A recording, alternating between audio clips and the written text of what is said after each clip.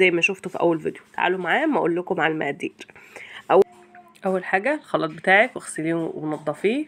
تاني حاجه 4 بيضات، والله انا جايباهم من التلاجة، عليهم 2 باكوت فانيليا، بس مسافه ما حضرت مكوناتي كانت يعني اكيد البيض كان استريح.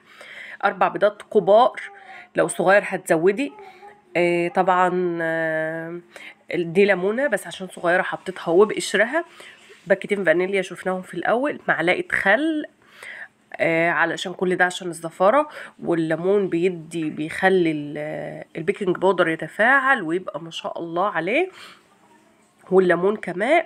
كده دورنا، هنفضل نضرب ضرب كويس جدا يعني لحد البيض ما يفتح خالص يبقى ابيض خالص. ضرب كويس ماشي. وبعد كده هتفضلي تضربي، وبعد كده هتحضري بقى معانا السكر اللي هو ايه قد ايه